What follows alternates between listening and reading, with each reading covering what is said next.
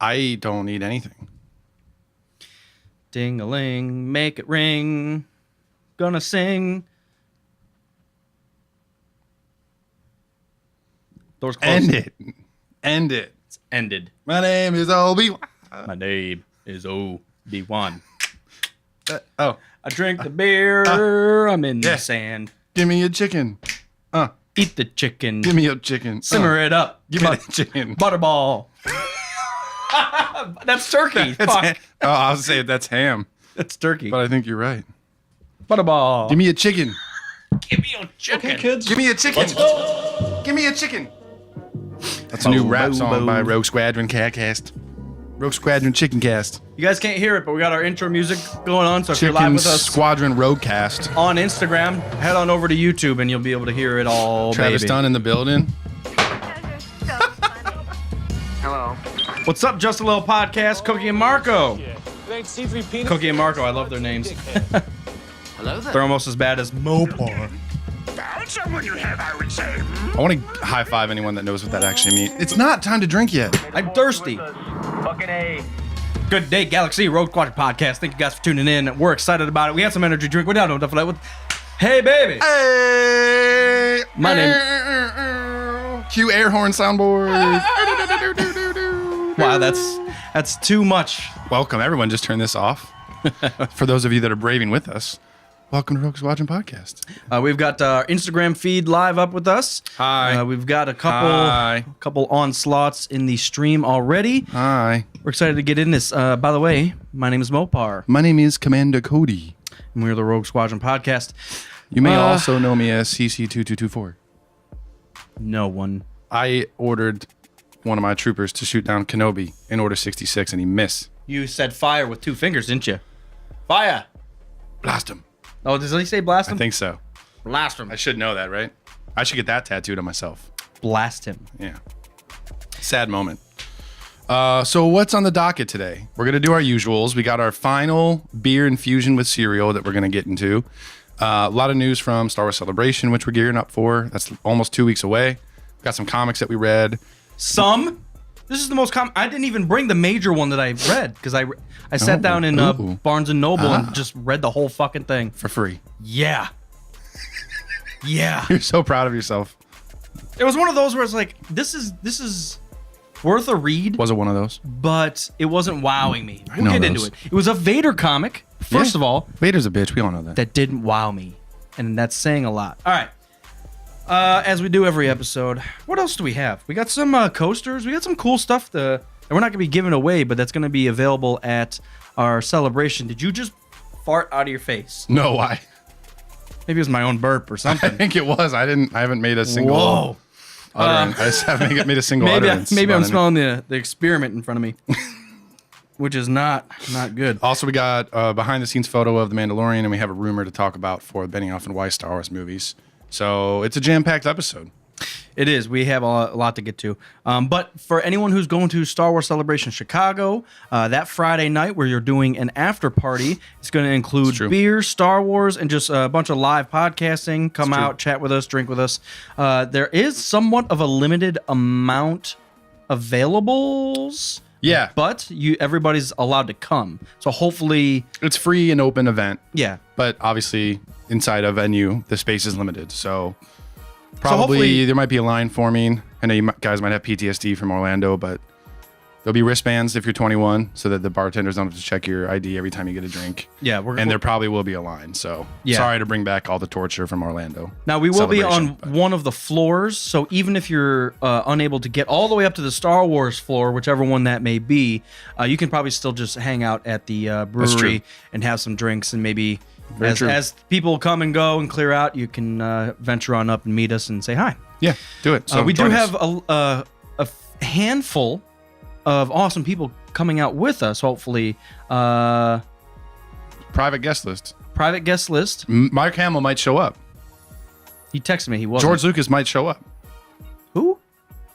Kathleen Kennedy might show up. George Lucas. That's legends. You bro. never know. They're in town. They might show up. Legends. I can bro. neither confirm nor deny the guest list. Yeah. So we'll have some stuff for sale. You want to come out and say hi, whatever. That's all I want to say about it. I'm excited. Cool.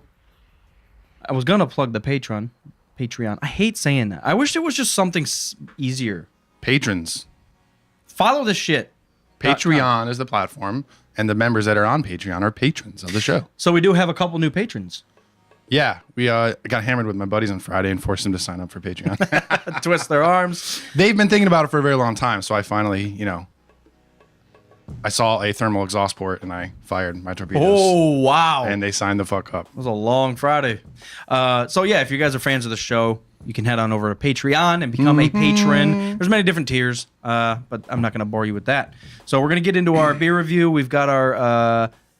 let me see here. We got our cereals. Golden grams. The golden grams. The beer, gonna drink it with the cereal. Those everybody is on YouTube or Instagram wondering what the fuck's going on. So we are doing a beer infused with cereal, and this is our third round with this. And we're using the same beer all 3 times. So it's a Baltic Porter from our local land grant. And thank you, Land Grant, for the beer. Yes, thank you, Land Grant. If you're ever in Columbus, Land Grant's the place to be. But like we've been kind of revolving door with different cereals, and it went poorly, and then it went well. So I'm hoping the simple golden grams will just be. I think delicious. I've saved the best for last. So also, I did not. The first time, I poured the cereal in and poured the beer in and let it sit here in front of us for like a half hour. Second time, I let it sit for like almost an hour. This time, I infused it and then I put it back in the fridge. So I've done it slightly different each time, and I put a little less cereal in this time. Are you cereal? Stop. Is The Last Jedi good? Best. It's the best. The best. There's nothing else to even consider. Terminator 2. Terminator 2 is dated, but still very good. So I did see a post on, I think it was Facebook, saying, name a series that the sequel was better than the original. Terminator 2. Terminator 2. I was like, Star Wars. Ace Ventura. Star Wars. Ace Ventura was definitely one. That's a difficult one, though. Star Wars. Oh, Dark Knight? Are you fucking kidding me? Yep. Number 1, ASAP. All right. You ready for the Golden Grand Porter? I don't think this thing's updating, buddy. Yeah, it is. Travis Dunn's the last that said something. We're stream. All right, yeah. Drinking bell. The third and final cereal beer. Cheers it. Cheers it. We're going to smell it. Okay. It smells similar to the last one. Want to go for it? Yep. Go.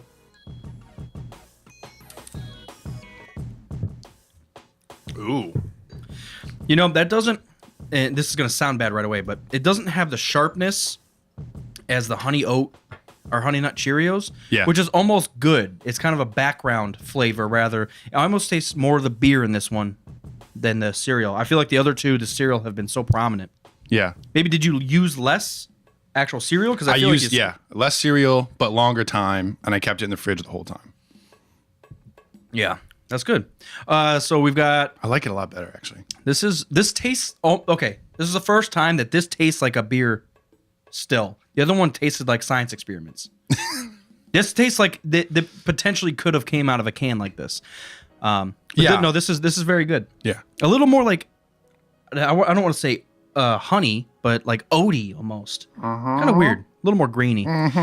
We've got a couple more sequels that people are in the chat are yelling about. Lord of the Rings. I personally would disagree with that one. I agree. Everybody shits on the second one. That's the most watched for me. I always go because for whatever reason I love the towers and I love the trees. I'm like, fuck it up. Oh, I love all of them, but I still think the first one's my favorite. The first one I personally think it's a little drawn out, but and then Sean Richards says Captain America: Winter Soldier is better than the first. I've only seen Winter Soldier twice. I really need to watch it again. That's the one that everyone is like balls deep. Like, I agree. That's the best MCU. I can't watch it. Movie. I'm losing my voice, by the way. Sorry. But yeah, I need to watch that one again. I watched an editorial on YouTube today about how Civil War is the best comic book movie. Is it because it's so similar to the comic book of the movie? He went into a bunch of Okay. different shit. It was detailed, and it was essentially, it couldn't have been that good if you didn't have all the build up, obviously. But it's like, basically, if you consider the whole MCU, part 1 is from the beginning up until Infinity War and then Endgame, and it's kind of like capping off part 1. Civil War is like right in the middle. Like it builds up, there's a climax, Civil War happens, and then we build back up to Infinity War. But I agree, it's one of my favorites in the Marvel world, and I think probably still top 5, like all over comic book movies for me. Dryly here says Winter Soldier is like Avengers 1.5. See, I don't like Bucky. I don't care. I've never given a shit, really. And I don't like Cap, and I don't like Bucky. That might be my issue. I care about Cap, obviously, because he's a leader of the companion or the Avengers. But for whatever reason, it's like he gets wrapped up into this whole Bucky thing, and it's like it takes away from Captain America. I feel like you should be out saving people. And I know Bucky was like evil, and you got to turn him over. But I don't know. It just kind of lost me. I kind of agree with you. Yeah. Captain America is all about his morals. This is 3 out of 3. He's not compromising that for anything. I feel, so even though his relationship with Bucky kind of lines up with his morals, I feel, and this is why I took Tony's side in Civil War until I watched this editorial kind of. He kind of turned me against him. Turn him against me. What did you just say? Turn him against me. Turn him against me. You will do it. That's an Anakin quote, but I said it like Palpatine. I don't know why. You will turn him against me. I took the, please don't let him kill me. Yeah. I used that inflection. I don't know why I changed it up. Anyways, moral of the story, Civil War is great. Captain America sucks. Winter Soldier, we'll see. Hey, Steve Kirk. Thanks for tuning in. Welcome, Mr. Kirk. I know you're a big beer man fan as well. You should try the infusion cereal stuff that we've been doing. We might and have it doesn't to. have to just be cereal. It's true. You can take an IPA and throw some citrus shit in there. Fruit roll-ups? Fruit roll-ups. You can do some berries. You can throw chocolate, coffee beans, whatever. So you saying 3 out of 3 for this one? Personally, I really am enjoying this, especially compared to the other ones. But I feel like we did a 1, we did a 2. This is by far better than the other 2. So I agree. I will sit on a hard 3. Ew. What? I'm not sitting on a hard 3. You just said that. Okay, baby. You announced it. You chose it for yourself. You want to check on that? And I'll yell at the people here? On Instagram? Not really. Yeah, I'd like to have it up, man. Try to promote ourselves, but it's difficult. Sometimes we just suck ass at all of it. So, but I am excited. So the major comic that I did read while I was at Barnes & Noble last week was called Vader Down. Obviously, if you're a Star Wars fan, you're a Vader fan. I've never came across someone that said, you know, I like Star Wars, but I don't really like Vader. No, because Star Wars is Darth Vader and Darth Vader is Star Wars. And even as George Lucas says it, the 2 trilogies that he was a part of, it's about the downfall of Anakin Skywalker and the rise of Vader. It's like, I think how he put it was, it's about the tragedy of Anakin Skywalker. Yes. So the first, I would like to wrap that up with the sequel trilogy. That's what's making me really excited for episode 9, because I think if they're going to try to tie things back into Anakin in any sort of way, I'm excited to see how they're going to do that. Cap things off with that. Let's theorize real quick. And again, 3 out of 3 with this. Theories. Star Wars theories. What if, because I'm the one thing out of the sequels that just has always stuck with me is when he was over there in episode 7 and he was talking to the helmet or the mask of Vader. And he said, I will finish what you started. Well, what did he start? That's what I'm wondering. And the thing that I just thought about is maybe Anakin / Vader has been communicating with Kylo on what to do, how to do it, and how to take Snoke out without... Because Snoke is... First of all, I'm going to sit here and say... Do you think that takes anything away from Kylo? Shut up. Your voice, you lost your voice, right? I can still talk. It's in the process of being lost. Just sounds very weak. I guess my point... too weak. My point was... we would assume Snoke is stronger. It's kind of like a Vader... Different ways. Yes, I agree. But still, I think if they were to just one-on-one fight, Snoke would probably come out on top because he just knows better. He's wiser, he's older, blah, blah, blah.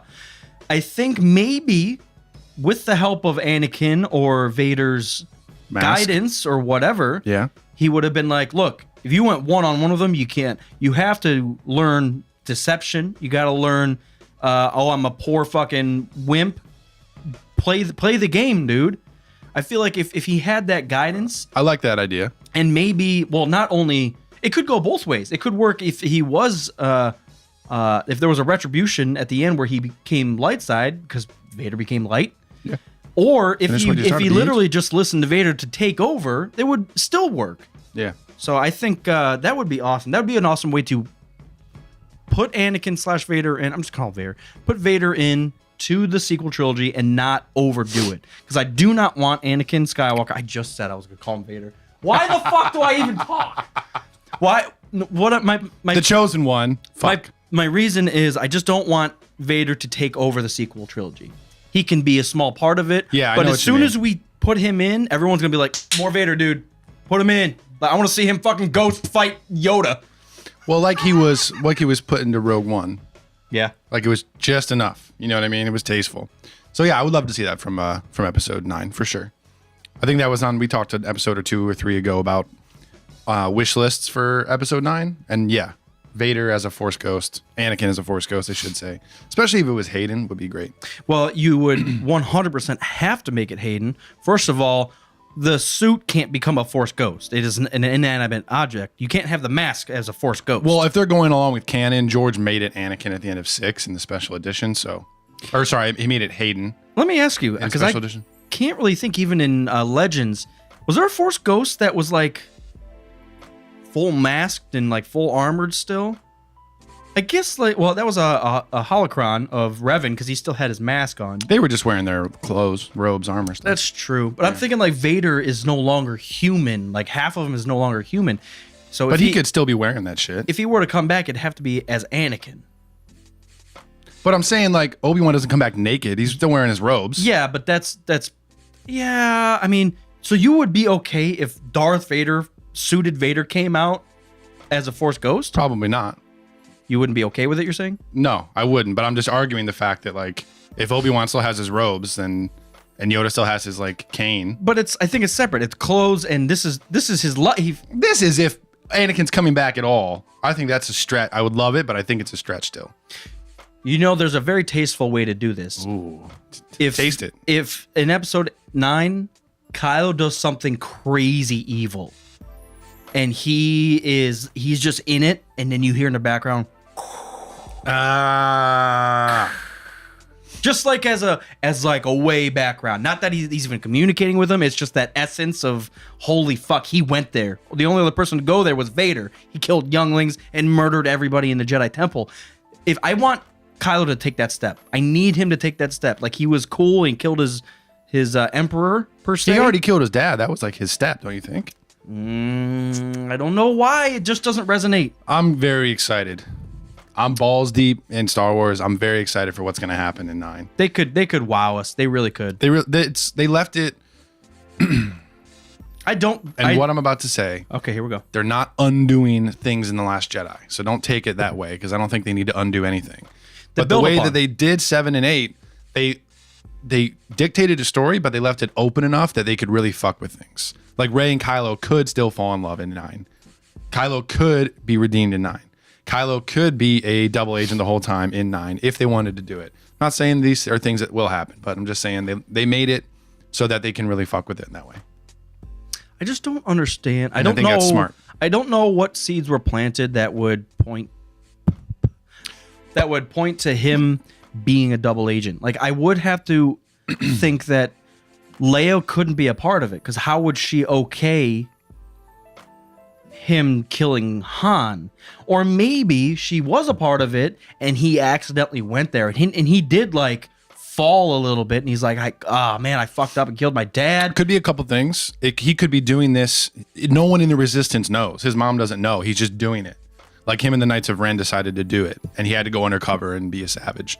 That could be one reason. And that's why he was so torn up about killing his dad. But also still angry about it because I don't think he had a great childhood. I still need to read Bloodline. But it also could be, didn't that happen to Luke in one of the Legends comics? What? Like he was going to the dark side to accomplish something, but he actually fell a little bit. Like he got seduced enough that he tripped up a little bit. I couldn't. It could be that too. I don't know. I don't care about Legends Luke. I'm just saying as an example. As a for instance. Well, it's like almost along the lines, if you want to go Legends, Revan Like, I really don't think he was pure prodigal knight where he just used the dark side. I think he fell to the dark side a little bit, and then he kind of climbed out of it. He's like, look, clearly this isn't the way. Have you seen Malik's jaw? No, it ain't working think out. Revan is an anomaly in that. You think he's just a pure Force user? He's like the Qui-Gon Jinn that went there. I think he knew he had to tap into the dark side to accomplish and like win the war. And he like going in, he didn't get seduced and fall. He knew he had to go search it out and get that power. If you want to go full Legends, he was seduced and did fall. Yeah, because there was an overlying emperor. I I hate that they did that. I know they ruined it.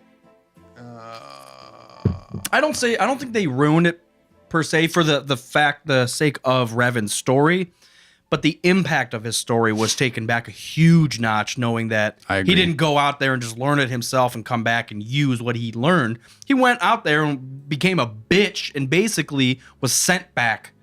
I think and I think Drew Karpyshyn said this when he talked to us, like he didn't love the idea of having to write a novel about Revan because you had to pick a canon. Back then was canon. You had to pick a path for him. That was the glory of it. It was an open, like, make Revan who you want. Like, you're going to follow a similar story, but it could still be your Revan. Right. But then when the novel came out, it just, yeah. Anyways. What is this? Tuck your jabs. That's hilarious. Hello, Krellin. Thanks for joining us. We need to do guess the scene before we talk about anything else. We do. I just want to wrap this up. So our Golden Graham science experiment with the Baltic Porter. What's the name of the Baltic Porter? Deep Search. Deep Search from Land Grant. I do definitely for everybody want to shout out Land Grant. We always do if you're a regular with us. But if you're ever in Columbus, shout out to them because they do support us a lot. They do. And we're also looking at their building right now. Yeah, it's right there. Also, if you're in Columbus and you're gonna come hang out with us on May 4th, Land Grant is doing I think it's not a solar eclipse, but it's like a moon viewing or a super moon or some bullshit like that. It's happening May 3rd, and they have a new black IPA that's like space themed, so they're doing that shit. So if you want to come have some Land Grants on May 3rd and then come party with us on May 4th for Star Wars Day. Dude! What are you shouting about? Friday during the day, I was freaking out. I saw on Friday night in the morning during the afternoon. Friday morning at 9 p.m. Dude, I was freaking out. One thing that I've always wanted to see in my entire life, Northern Lights. The Northern fucking Lights. I saw on Facebook, boom, central to Northern Ohio. The Northern Lights will be visible Friday night. Why don't you tell me? But most prominently, yesterday night. Why don't you tell me that? Saturday night. Why don't you tell me that? Completely forgot all day yesterday. Friday, it was kind of overcast, so it was useless. And we were on the complete bottom, like, ring. It said visible from, and we were literally the most southern city. So there's like a 1% chance that anything would be visible. But yesterday it was clear, and I completely fucking forgot. We went to bed, and as I was would've known that. As I was fucking rolling my eyes in the back of the head and falling asleep, I was like, I'm too tired. The moon looked badass last night. I will say that. The moon's been looking crazy recently. But sorry for my voice, everybody. Let's do guess the scene. Yeah, you know what I just saw is 6:28. No, you picked it last time, bitch. Okay, let's do it. You picked it last time. Let me find something on here. So as Commander looks for it, 599. 599. So episode 5, 99 minutes in. If you all know what it 39. Is, we are guessing what scene is happening on that minute marker. So episode 5, 99 minutes in. What'd you say? Is an hour and hour and 39? Yeah. Almost for any discrepancies, we have been doing the special edition version of all these just to keep it consistent. And what helps me is how close it is from the beginning or end. So we are a half hour from the end of the movie in episode 5. This one's 2:07. Yeah. So okay. So we're more like 20 more minutes. Than halfway through. Yeah. We're almost 20 minutes away then, because you got to add in 5 minutes for credits. Yeah. Man, that blows. I'm saying right now, Luke is walking into Cloud City. It's got to be later than that. Right before he sees Leia say it's a trap. It's a trap. Why all the rebel generals like saying it's a trap? Because as soon as like he's on that antenna. Hi, Kralin. As soon as he's hanging from that antenna after he gets his hand cut off, it's like 2 minutes and the movie's over. As soon as they get on there, they like fix him up, and then they're standing awkwardly on clearly not a ship, by the way. That last scene where they're like hugging and they're just like in a fucking. It's 1980, man. What do you want? Dude, they're in like an Office Max and they're just looking out the front Hey, window. man, real Star Wars fans are gonna be pissed about you saying that. You're talking about the best movie ever made.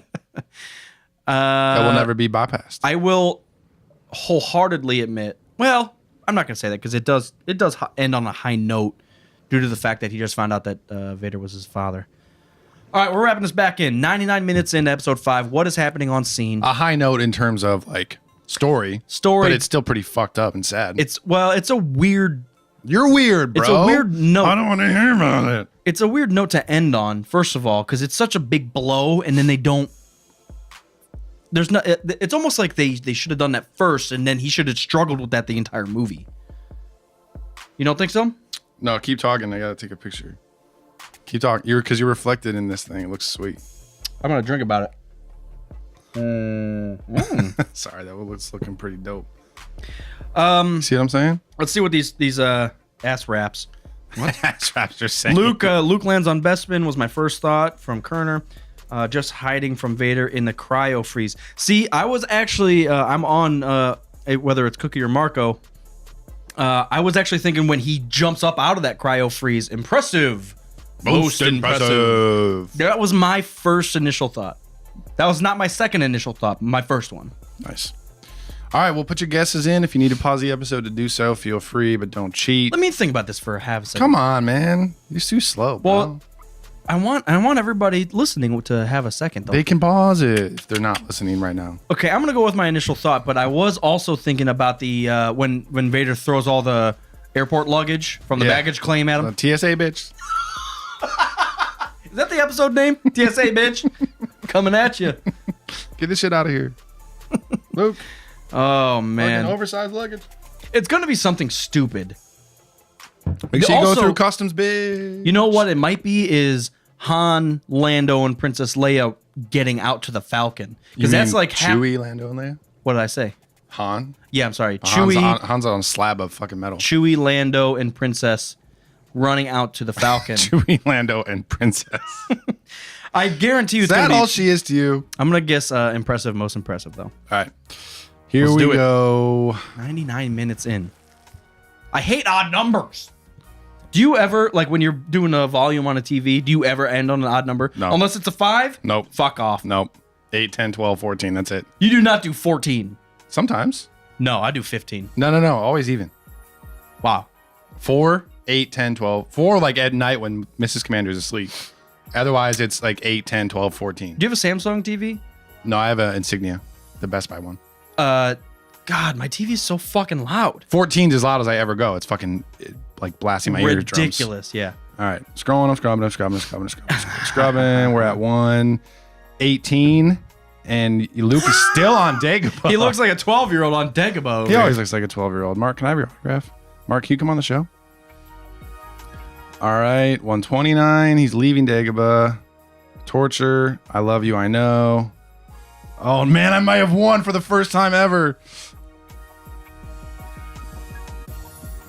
Oh, I won. I finally won. Wait, what'd you guess? When Luke is running through the halls and Leia says it's a trap.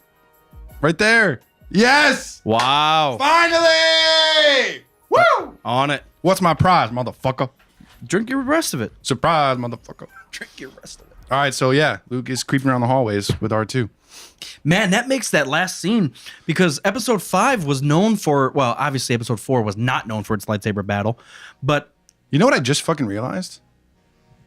It's obvious, but I never really noticed it before, but Luke comes there with R2, and then they get separated, and then R2 leaves with the princess. Whoa. R2 left his master behind. What? Yeah, you're right. He has Han's blaster. I think it's just the same kind of blaster. No, he has Han's blaster. They're double. Where would he have gotten that? From George Lucas, the prop team. I guarantee you they're double using that blaster. It's a trap. Look at the trap. Look at the trap. What's the time marker your sister. right now? It's a trap. 38? No, Oh, just got it's 40. She's like physically not physically. She's mentally yelling. She's spiritually shouting. Get it? All right. Well, did you win or did you lose? Send your answers into the mailgram system and you shall be rewarded. That pisses me off. I wonder how close I was. Why does it piss you off? That's the first time I've won so I far. like winning better, though. That's why I went with my first instinct. I was like, Luke's creeping around the hallways. That's it. Done. See, that's what was my point, is I thought the lightsaber battle took a little longer. But I guess that's all that's happening. I think it does because like 40 seconds after that, he's in that room with Vader. It's true. So I was just close enough. I was probably like 3 minutes off. If it was an hour 40, oh, easy, all too easy. if it was 100 minutes, I would. That's the first thing that happens. Luke like comes in and he's like, "I'm gonna kill it." Easy, all too easy. Oh, that sound when he falls down the stairs. I could just imagine them being in the sound booth and them saying like, James Earl Jones, all right, you just get kicked down the stairs. What's your reaction to that? Sounds like We're actually all right, James. What we're actually gonna do is kick you down the stairs. We're gonna just tape a mic to you. yeah, we're just realistic right here. We're gonna try to be it as good as possible. It's not Samuel L. Jackson. That's what I would have said. Me too. All right, we got some things to talk about. What do we want to get into first? We got celebration info. We got a behind-the-scenes photo from The Mandalorian, and we got some rumors about the Old Republic, and then we got the comics. Let's start with the Old Republic. All right, rumor central. Rumors about Star Wars. So the rumor is I'm gonna sneeze. from a confirmed source. From a confirmed source. Unconfirmed. Mopar's gonna sneeze. From a half-confirmed source. I almost said force. That the Benioff and Weiss movie series is going to be set in the Old Republic. Thoughts? What are your thoughts? Series? No, it's not a series. Oh, series. Did I say series? Yeah, you meant series of movies. Series of movies. Yeah. Because they didn't say trilogy or just a single. They said a series of movies. So that actually makes me happy. My initial Well, it's a rumor, of course, but yeah. All right, let me break this down. Break it down, Mopar. Break it down. Break it down. Sorry, man. Break it down. That's our new feature. Break it down now. Break it down. Break it down. What are you gonna do? Break it down. Mopar. Break it down. Rumors. Do Break it down. Bring the chicken. Rumors. Yeah. Get the chicken. What we're gonna do? Rumors. Get the chicken. All right. So number one, am I happy about Revan being on film? Fucking yes. Duh. Come on. Am I scared because it's almost impossible to do? Yes. Why'd you jump right to Revan though? Okay, you're right. It's Old Republic. Okay, so let me revamp this. First of all, if you're gonna go Old Republic, do not do a fucking series because I don't think the world building is there yet. I would think you need to create the Old Republic in a film, classically what Star Wars does. It's going to be a film. I know, and that was my point. Is they need to do that. I'm glad they're putting the Old Republic into a film first instead of doing like a series. I see what first you mean. Is my point. I see what you mean. If you lost your voice, then why are you talking about it? I'm very excited, so I don't want to let you finish your sentences. I just want to jump right into it, guys. What are your thoughts? No, I think it's good. I don't want them to touch Revan. I don't want them to touch Malik. I don't even want them to go that far back in time for the Old Republic. What I would ideally want to see is a new set of characters, location. That's too much. You got to cut it with the regular beer. Yeah. Well, that's enough then. You should take a big swig and just deal with it and then cut it with the rest of that beer. New characters, locations, plot, all that kind of stuff. References to the things in the Old Republic that are currently legends that would make them quote unquote canon, because they've already teased that a little bit with like the Jedi Crusader pendants and all that fucking shit. But like just say mention of Revan. If one character said, "Oh, that hasn't happened since Darth Revan," that's all I need. Now Revan's like, that's just like fanboy fan service. That's not enough. It doesn't like change anything, but not it enough for just me. gives it. It is for me because we've talked. You can't do Revan. All right, let's do what You can't do a Revan story. No, You can't do a Malik story. You can't even do a Bane story. So my issue is, let's compare it to something. The Dark Knight, Okay. because the Joker has been done many times before. A lot of people love the Joker because of the 80s, 90s series. Well, I guess for the Jack Nicholson stuff. I don't know if it's a fair comparison because Star Wars doesn't treat their source material like comic book movies do. I'm just saying, a lot of people love the Joker, and let's just say the cartoon series from the 90s. Dude, he was even crazier in that Like it can be done different ways and everybody finds a version to love. Well, I'm just saying, like, if someone said they're doing the Joker again, I would have been like, Jesus, just leave him be. Like, he's great. Don't fuck him up. But then they come out with the Dark Knight, and I'm like, what?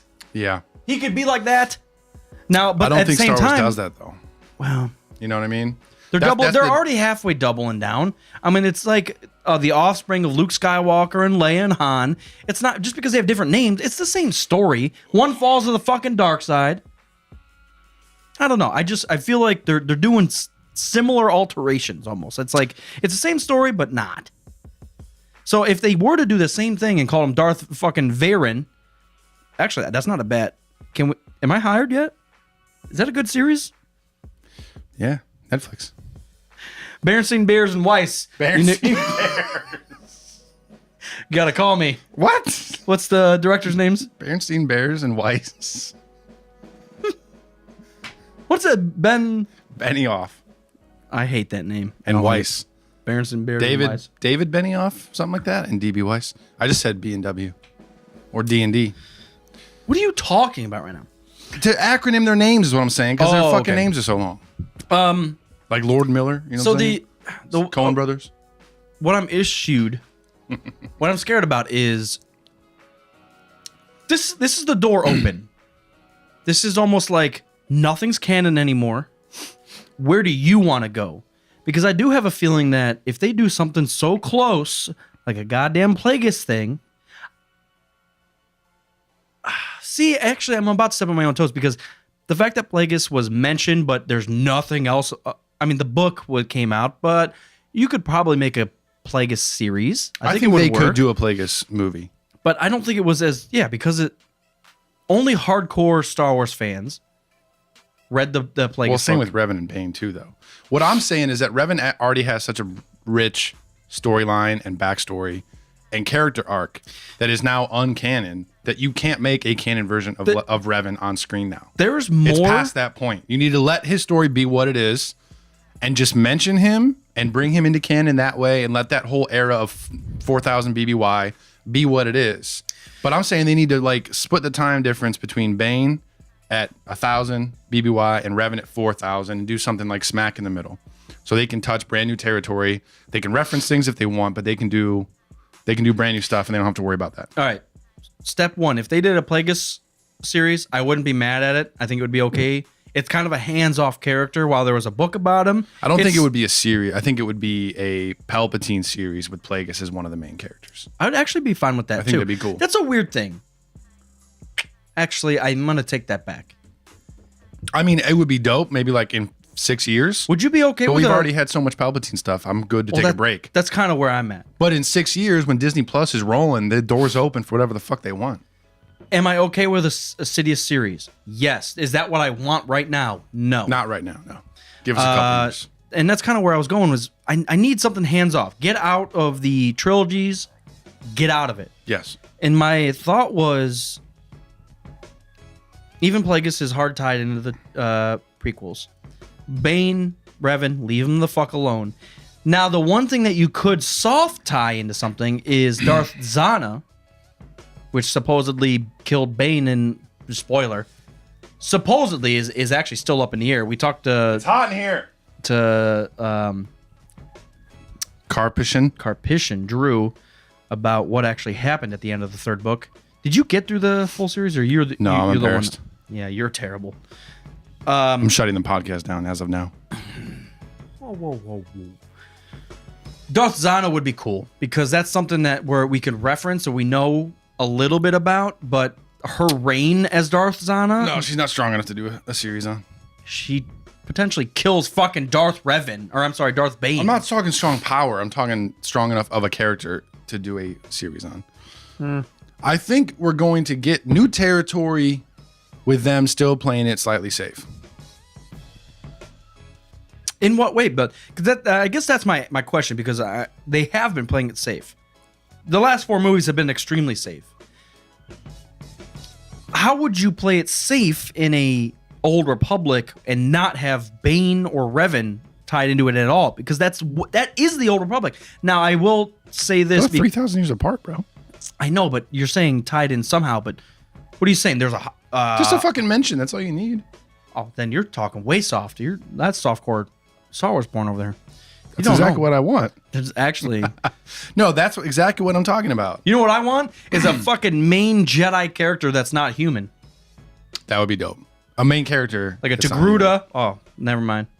Well, live action though. I know what you mean. I want Ahsoka's great, but I ugly want a live action like, some other species. That's the main character. Quarren, just fucking Squidbilly.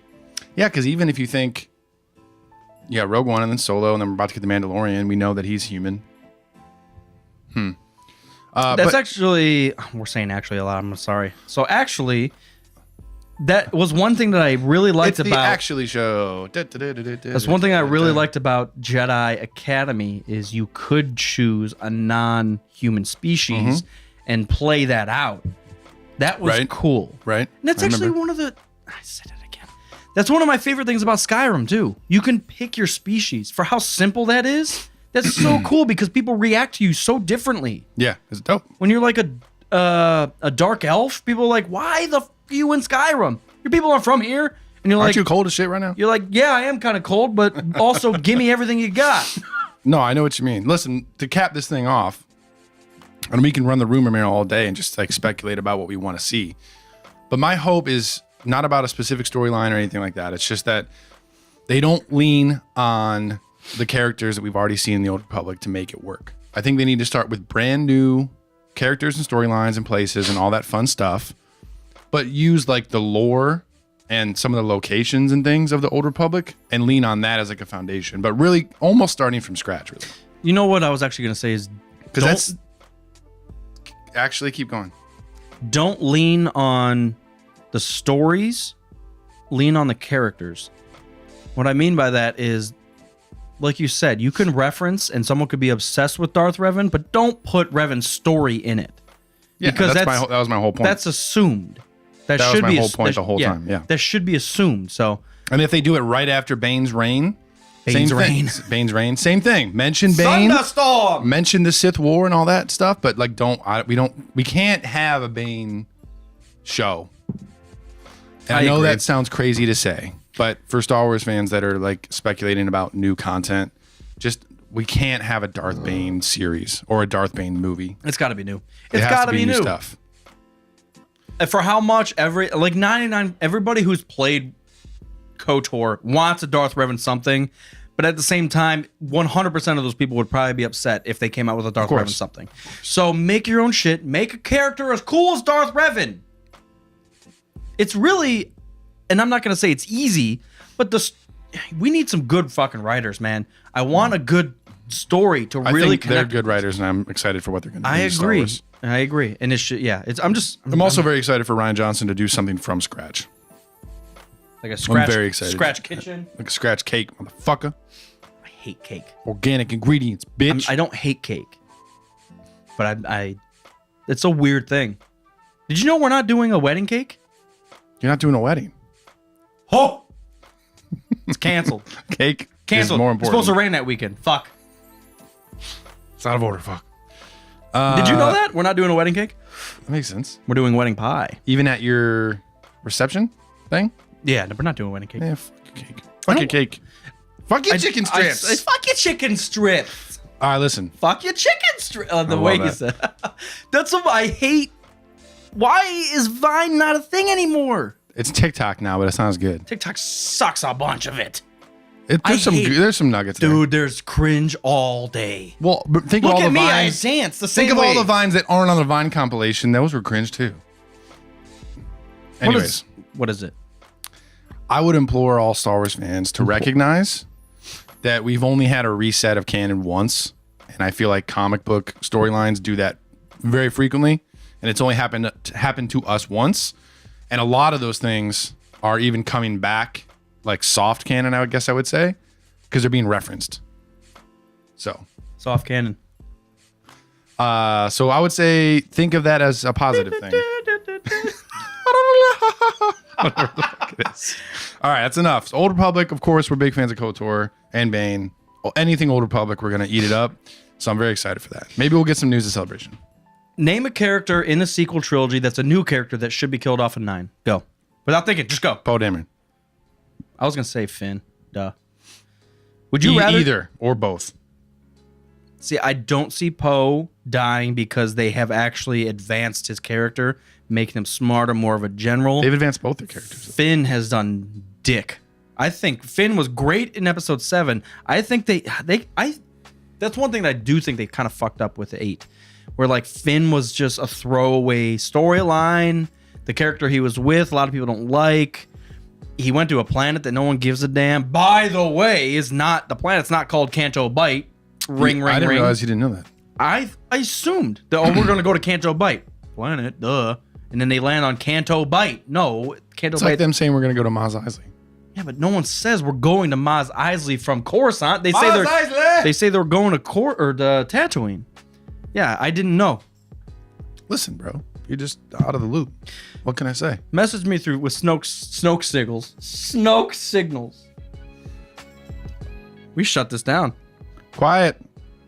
So, what was the one that you read? So we're gonna get into the comics that we read. There's a lot of other stuff. What was part 1? Part 1. I saw Cantana or Cantonica or something written somewhere. Yeah, Cantonica. Yeah. Boom. It's in the comic. Which, if you guys dig Star Wars and you dig comics and you didn't like The Last Jedi, I would check out the comic version of it. I found it to be... It was faster paced in the movie in certain areas, and that tended to be a lot of areas where people had complaints. So I would... Jesus Christ. You would, Jesus Christ. I just pumped it with my fucking... with the comic. But I would check it out. Are we diving into comics? Yeah, let's do it. You got some old shit here. No. It's not that old, because this was 2018. Well, I got the new goods. You do. I got the new goods. Check it out, motherfucker. I'm not gonna lie. I cleaned out my bookshelf and these popped out. I was like, I didn't even know I had them. Possibly Dimma Spider sent these when he sent the whole fucking lot over. And I finally got to them. I'm sorry, Dimma. So this one, so there's 2 of them. It's called Star Wars Annual. I'm sure there's 30 of them now, but I have the 1 and 2. Real quick stuff. The first one. So was that canon then? Yeah, this is Disney. This is Marvel, yeah. I can't follow comics. Like, there's a science to how they come out and in what order, and I just don't get it yet. I don't get it either, because there's... Oh, and also, boom, Vader Down. But that's Legends now. Vader Down's not Legends. Dude, it came out in like 2017. But I thought it was. Because that's not the newer Vader series. It's not. It's separate. So this... I don't get it, man. Stop putting out so much comics. All right, reset button. Stop with the comics. So Star Wars Annual, this happens just after episode 4. So this is before or between 4 and 5. Death Star blew up. The Empire's pissed. The first one deals with a undercover rogue rebel. He looks like a fuckhead. He is a fuckhead. Look at the okay. So he's basically undercover on Coruscant, and the rebellion has several. His name is Eneb Ray. Eneb Ray. It's Ray's dad. Spoiler. Eneb. Yes, that's right. Eneb. Eneb. Rebel spy Eneb Ray has infiltrated Coruscant. So supposedly there's several rebel spies on Coruscant. I hate rebels. Eneb gets a call from Leia saying there are... Why is Leia calling everybody? Because that's her job. So she calls him and says, basically, there are a handful of rebel senators that are going to be murdered. Not murdered, but tried and basically death penalty. So he's like, all right, I'll take care of it. He goes in, finds him in his big fucking spire of a building. He comes across another rebel spy and says, all right, we'll work together. We got to get these people out. I mean, very swiftly. It's real quick. Breaks in, gets them, starts killing all the Empire people. He gets to the top of the building. They're about to fly away, and the Emperor lands, and is just like cackling. And he's like, I can tell by the cover. Yeah, and he's like, we got him. We're all done. And the Emperor, I'm sorry, he breaks into the room and the Emperor's sitting there and he's like, I'm gonna fucking shoot you, Emperor. And the Emperor just like laughs at him. And then he gets pushed up and the Emperor's like running from the building. This dude's chasing after the fucking Emperor. Well, from our point of view, it's like, why the fuck would you do that? It's a spy chasing after a politician. Darth Sidious. A politician from his point of view. Yeah, but why is he running? The Emperor? Well, you'll see here soon. So the Emperor's running away. He jumps on a ship. This dude's like fucking Batman with it. He's on his tail. And all of a sudden, the Emperor says something like, you thought this was your plan? And then goes like, boom, the whole building blows up. So he takes out all of the other rebel spies and the rebellion senators. This dude like basically falls off the ship, and later that day, the Emperor's seen on like Skynet or whatever saying, "There's been another attempt on my life," and this dude's like, "Dude, that's so sweet." He's like, yeah, the Emperor basically is just like the rebellion knew that these traitors were going to be tried to death, and they wanted to take me out with them. That's so I'm sweet. like, the twist of the plot. I'm like, oh, dude, fucking God. I want a House of Cards style Star Wars show That's just run by the Emperor. It's so different from anything that Star Wars that we've ever seen, but something that's set in the Imperial Senate or even in the Republic Senate, like right up at Episode 3, like in that trivial time. I think that would be so dope. Like twists like that, like how he connives and like fucks with everything. He just know like. Just the political thriller and the cloak and dagger stuff. It's just so sweet. It's just cool because it's from a certain point of view. You're like a rebel spy. You're just killing it. You're saving people. You feel great. Palpatine's gonna use that point of view for his own game. Well, and that's just it. You come across someone that's actually got it going on, and you're like, what the fuck am I doing? Palpatine's got it going on. You know what I'm saying? Let me actually run here. Yeah, because here's the. Oh, he's got it going on right there. He's just laughing. That's a face. Yeah, this dude's just broken-hearted, man. Yeah, he goes on. What does he say? The senators were being transported to a long-awaited trial where we are sure how they were basically betraying the Empire and would have been... Can you read? I'm looking half-half. It's crazy, though. This, I'm not going to lie, the second one was actually really lame. The princess, it looks lame. The princess was, like, found... knocked out on this random planet by I can say knocked up. Knocked up. No joke. She was at one point. It starts off with like this big badass miner chick, and she gets back from work, and there's Princess Leia. Yeah, it's not great, dude.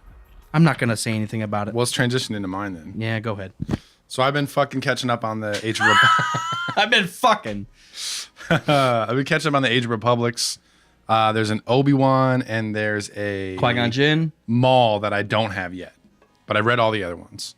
Padme one was good. She goes to talk to some. She also looks fucking hot as hell. It's Padme. She always looks hot. You're right. She's going to talk to some planet to get them to join the Republic and be against the Separatists. And there's an assassination attempt. Typical Padme stuff. Nothing crazy happens there. The Dooku one I thought was fucking dope. Well, of course, Dooku's in it. It's a similar mission.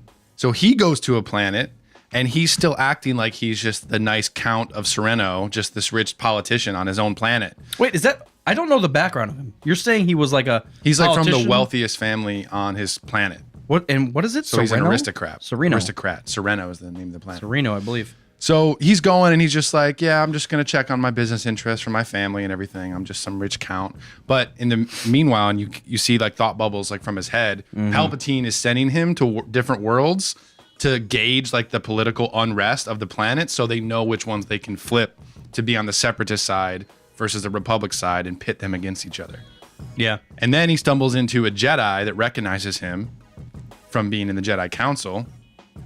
The Jedi's on some mission, and Count Dooku's like, "Oh, let me help you out. You know, I'm retired, but I can give you a hand."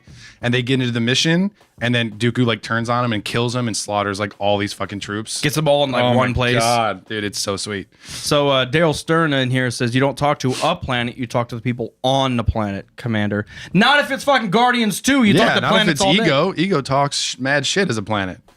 Welcome. Fuck this planet. Fuck that planet. Welcome, Daryl. Thanks, Daryl. That's how you know we like you, is when we talk shit and make fun of you. Yeah. Kerner, fuck off. No, but the Dooku one was cool because like you see the inner workings and like how much him and Palpatine planned ahead of time. because this is set, years before the Clone Wars, but he's already going to planets and like, I can see. I think he's on Solace in this one. And he's I can see these guys are unstable, so when the time comes, we're gonna, do some Black Ops and convert them and et cetera, et cetera. But it's pretty dope. And then the Jango one was dope as well. They were all. You're saying they were all equally as great. Padme one wasn't that great. Okay. But Dooku and Jango were both very good. The Qui-Gon one was like, there's some interesting Force stuff with Qui-Gon, but in general, it was like, it's okay. See, that's the stuff I like. It's weird because I read comics for the thought bubbles. I don't read comics. Yeah, well, that's why I like the Dooku one. Yeah. Okay, cool. I don't like comics for the action. While I do like seeing it, it's the thought bubble. So the Qui-Gon one I actually really, really enjoyed. Check out this flashback scene. Sorry, friends, you can't see this, but he looks badass, by the way. It's Jango. from when Tyrannus recruited Jango on one of the moons of Bogdan. Oh, remember when I he thought that was mentions the that Emperor. in episode 2? No. I was recruited by a man named Tyrannus. That's when he gets like recruited to be the donor for the clones. But the Jango one was cool. It was like a quick job. That's so smart. First of all, that's so smart. So sweet. Like well, okay. I'm going to get into it. Why wouldn't they clone a Force user? I wonder if you can clone a Force user. The midichlorians transfer. That's a good point. I'm just wondering, like, what would be the backlash? They have minds of their own, and they're gonna do whatever the fuck they want. While Mandalorian, we can kind of tweak it, and they're skillful, but he's one of the most badasses ever for the right money. But it starts in a canteen, and these 3 bounty hunters are talking about a job they're taking with Jango. And Jango walks in with Boba, and it's like Clone Wars era. Boba's 10 years old at this time. And they're like, what the fuck are you bringing your kid for? Blah, blah, blah. And they argue. And then they take the job. It almost goes bad, but Jango saves the day. They're supposed to capture somebody. What are you looking at? What are you looking at? Sorry. What are you looking at? Look at Mastodon, the gray over here. That looks like He-Man, Iron Man. Sorry. Continue. I turned to the random page in this Jango. It was an ad. Sorry. Oh, you're talking about this right here. But they do this job. It almost goes bad, and Jango saves the day. So Jango's like, okay, cool. We captured this person. We're going to take her back, and the job's done. And he starts walking away, and then the 3 other bounty hunters that are on the job, they grab young Boba, and they're holding him hostage. And they're like, Jango, give us the girl and give us all the money, or we're going to kill your kid. And Jango literally just walks the fuck away. And they're like, are you leaving your kid? Are you crazy? Jango just walks away. And then like 3 seconds later, Boba like flips around this one guy, grabs the gun, kills him, and just gets out of the situation. And he's a 10-year-old. Yeah, it was just so fucking savage. It's kind of cool. I'm looking at it real quick, and I see like small short swords up against Boba's throat. There's a Rhodian, some Crusticle. That's the same species as Zuckuss. I can't remember the species. Oh, yeah.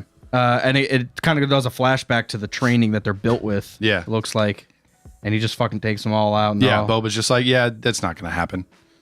And then he ends up letting one guy go. And then there's a conversation later where Jango's like, why'd you let the one guy live? Like, he's training him the whole time.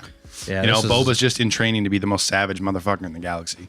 It is cool to see. Yeah, just a badass, cool. A badass just from birth, basically. Badass from birth. It was just so cool. I thought the coolest part was that his son is being captured. And Jango Fett just walks back into the bar. Like, it's no big deal. Boba's got this.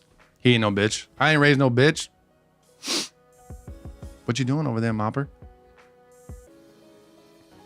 How do we do it? Just click save. Or click share. Not at the bottom. At the bottom. Well, now you did the thing. Live. Go live. Sorry, buddy. Hey, buddy. But I thought it was dope. They've all been really good. The Padme one was okay, but they've all been really good. So I need to get the Obi-Wan and the Maul and the Grievous. You barely got through that. Obi-Wan. And the Maul and the Grievous, and then watch those, and we'll be good. I'll tell you what. Let me go up there, do that pin comment thing, and I'm gonna talk to these fuckers. I don't want to pin the comments, dude. I think it's working. I like everybody being live with us. I like everybody too. Let me go through these people on Facebook here. We got Daryl Stern. We got Hogan Garrison. Welcome. Boba don't play no shit. You know, I think that's one of the things that happens. There's such a lore behind Boba and Jango, but we don't really see the badassery play out for the most part. I know Jango has his part in episode 2, which largely is one of the most underliked most criticized Star Wars films. But it is cool to see. I mean, as simple as just Boba taking out 3 other bounty hunters is so awesome. Mandalorian armor is the greatest thing of all time. First of all, as Commander comes back into the show here, Hey, everybody. Mandalorian armor rated 1 out of 86. Which one's good? Which one's bad? 86 is good. I'll rate it 85. So is there an 86? Revan's armor. It's so weird because I do. All right, let's talk about this because I think there's something there. Revan's armor is cool because it partly isn't armor. Like, he's got a mask and it's armor, but it's also kind of Jedi robes-ish. It's such a unique set of skills over here. Sorry, I had to use the goddamn Force to save the podcast here real quick. So you're saying that's your favorite armor of all time? Like mask and robes and everything? And color scheme? I'm talking like... I like the Phase 2 clones a lot. I like the ARC Troopers a lot. But that all their stuff even is based on Mandalorian looking stuff. See, as I look at the actual mask... I love Jango Fett, man. I really do. I think I like Boba Fett's mask better. But as a whole, I like Jango. It's just a different color, but dented up. I know, and that's the point. Well, Boba also has some camouflage stuff on him, doesn't he? I don't know if it's camouflage. I guess it's just dark green and brown. I like Jango better. I like the blue. And I like the dual pistols instead of the blaster. Interesting. I like Jango Is there better. any other, I guess my question is there any other outside of Jango and Boba that have this exact set? Not exactly, but if you watch any of those Mandalorian episodes in Rebels, they all have. It's very similar. Sabine and everybody's like, it's almost identical. Little tweaks here and there, different paint jobs and everything. Yeah. I hear you. Daryl, Mr. Stern, what symbol is on the glass? So what do you have on yours? Oh, you got I drink and I know things. Drinking, you know things. So he's got the Lannister Lion. I've got Actual Brewing, which may or may not be existing anymore, but it's a local brewery, or was. So consensus is these comics are great. I think I'm fully fledged into the Star Wars comics finally. So I'm excited to keep getting them as they come out. Like I said, got to catch up on those too.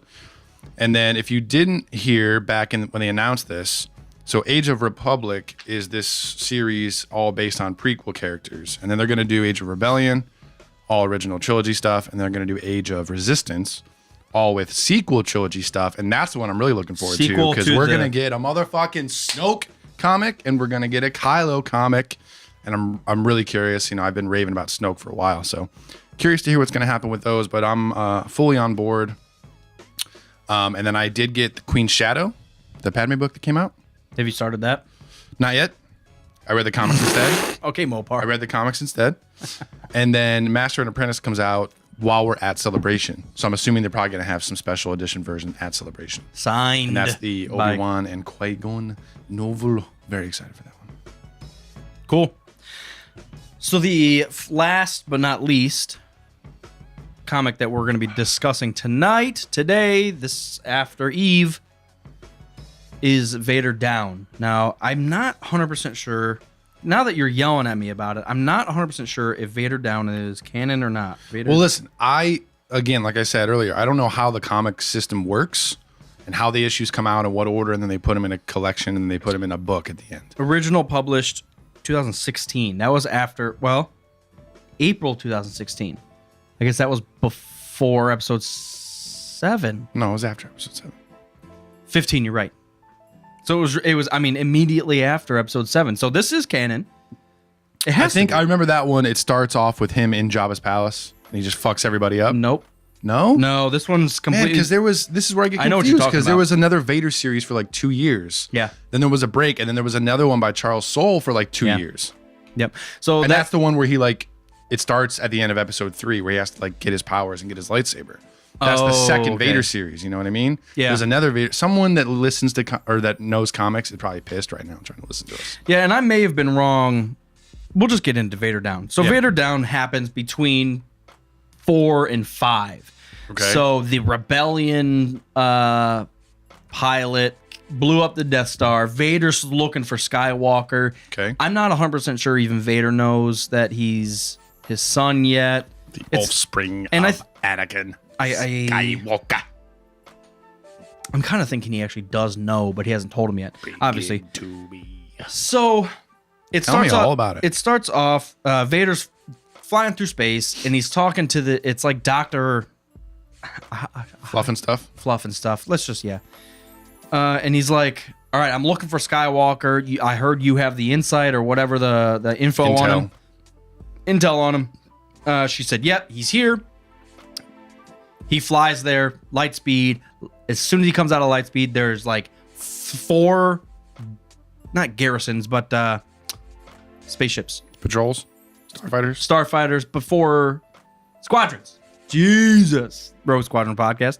There's 4 squadrons. There's like an X-Wing squadron, A-Wing, all this stuff. And it's just a single ship. He shows up and he's like, well, you fucked up. If you purposely threw me into a trap, they're going to get it and you're going to fucking get it later. And she's like, no, honestly, I thought this intel, like he's there, clearly. Yeah. I didn't know they were going to be like this. He basically outmaneuvers everybody. Of course. Kills like 2 full squadrons by himself. Luke's in the air. Or I'm sorry, in space. A part of one of the, I think, Gold Squadron or whatever at the time, Red Squadron. Oh shit, he just has no idea. And he basically he can't keep up with Vader. So instead of trying to shoot him down, he rams him. Because he's like, this is the only thing that's going to work. We're not going to outmaneuver Darth fucking Vader. So he ends up ramming him, and it's like a long tumble. It's in episode 7, tumble to the surface. They both land alive, of course. And it's kind of just this whole... Leia's on the surface. They're trying to get like people off the surface. Leia's there too? Leia's there. I don't know if I love the idea of them seeing Vader in between 4 and 5. I know. But it's I'm just gonna say that that's not canon, just for my own personal headcanon. Headcanon. Keep going. There's a lot of stuff that happens in this that's like, that's why I didn't like Legends. Luke, Legends Han, Legends Leia. Mm-hmm. Leia knows that Luke crash lands, Vader crash lands, says this is our time. We can get rid of Darth Vader. We just got rid of the Death Star. This could be fucking it. We're going balls to the wall. Let's go kill this motherfucker. Even though the rebellion just started. So, I mean, it didn't. It started in what, episode 3? No, well, now that we've had Rogue One, it just really kicks off. Like, that's their first attack on the Empire. Was the Death Star? Yeah. Well, the plans and then the Death Star. Yeah. Well, yeah. It's crazy, right? But that's the whole point. That's how it works. I know, but it's so easy now that we have the prequels to look over that first line of A New Hope. Rebel spies striking from a hidden base have won their first victory against whatever the fuck. Like, I overlooked that forever until Rogue One came out. And I was like, oh, it's been building and culminating, but that's the first... Fuck Instagram. That's the first battle of the rebellion. Yeah, I hear you. For those that are not live with us. Yeah, the rebels... Fuck Instagram. Anyways. Yeah, fuck Instagram. Seriously. All right, so the whole thing is Vader's trying to obviously find Skywalker. Luke's running around. There ends up being... Why'd you say his name like you're checking I said Skywalker. There's another fucking Skywalker. Luke. Even though her last name's Organa. She's Skywalker, comma Luke. Keep going. The doctor, whoever she is, shows up saying, look... Oh, Dr. Aphra. She shows up and was just like, look, we fucked up. We got to help Vader because he's going to kill us if we don't. Because we weren't trying to send him into a trap. So she shows up with this fucking C-3P craziness. I think she calls him 000 or something. Yeah, the black one, right? No, I don't think he's a black droid. I thought he was all black. But he's got red evil eyes, and there's like not an R2 unit, but I've heard of these things. Astromech. That's just a torture droid. There's some cringy shit that happens. They're fighting each other. Star Wars cringe. This is one of my favorite cringe. favorite things from it. Vader comes across Leia, and he says, This is because she says something about this is a war. We're gonna win. You're gonna win. Blah blah blah. This is not a war, princess. Wars are for lesser men than the emperor and myself. This is a series of executions, and yours is long overdue. Damn. That's one of the most Vader things I've ever heard. We're not at war with you, fucks. This isn't a war Just with gradually murdering you. That is it. I'm choosing That's your so deaths. badass. I'm choosing your deaths. That's such a Vader thing to say. Man, all right, listen. I understand the whole good guy thing, redemption, like hoo-ha. It's a good story for kids. Mm-hmm. But like hearing quotes like that make me want Vader to just be fucking straight evil. Yeah. Yeah. Like it makes it's like the opposite of a retcon in some ways. Like hearing that badassery makes his redemption in 6 like so unfulfilling. Well, it's like, hey, I'm your son. Yeah, that's right. I'm throwing the Emperor down a pit. I don't because the reason why this all works is because the prequels exist. He was a family person. He was the best friend ever. Did he not spend more time as a fucking savage, evil person than he did as a Jedi? No, he didn't. You got to think about it. How old was he when he fell to the dark side? Late 20s? Yeah, like 23. I guess maybe like equal. What did he die? So that's like 50? 14 or 15 years as a Jedi. And then he spent 19 plus years as a Sith Lord. A Sith Lord? That's where that I'm a Jedi like my father before me. Bitch, your father's executing people. Go fix that real quick. I'm not fixing it. Fix it. Instagram, they're not even... We'll be ready next time. I'll charge my phone. Don't worry about it. So let's get to the cringe part. I thought we already did. No. I saw this. Dr. Aphra like throws a stone at Vader. I saw this and was like, who approved this? Seriously, it really pisses me off. Must have been Kathleen Kennedy. Oh, God. All right, I'm going to show you something. Basically, they're on this planet. I can't wait. There's the rebels. Darth Vader's running around. There's a third party that shows up with stormtroopers. Ooh. And the stormtroopers start shooting at Luke. They start shooting at Vader. And Luke's like, what the fuck is going on? And Vader's like, who the fuck are these people? Basically. 502nd. Oh, baby.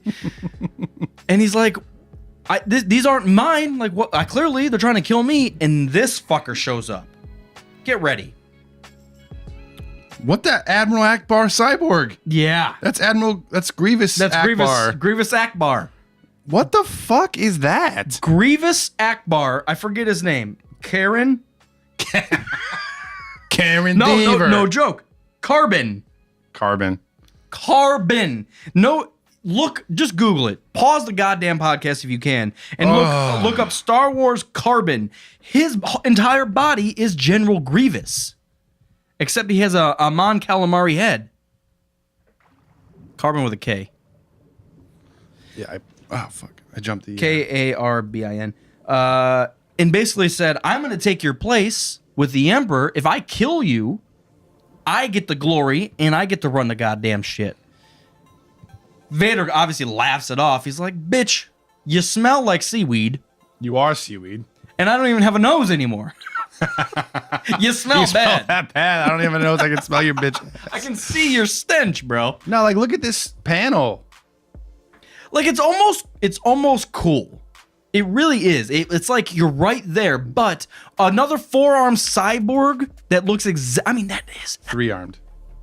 You're very right. But like, why? I mean, that looks exactly like General Grievous. That's cringe. That is fucking beyond cringe. It looks like a bad meme. It looks like someone purposely put a Mon Calamari head onto General Grievous. Yeah, that's bad. That's really fucking bad. I don't have context, but I believe you that it's terrible. I mean, the good thing is clearly he doesn't win. Vader makes him look like a bitch. This is Commander Carbon. Commander Carbon. That's a bad name, too.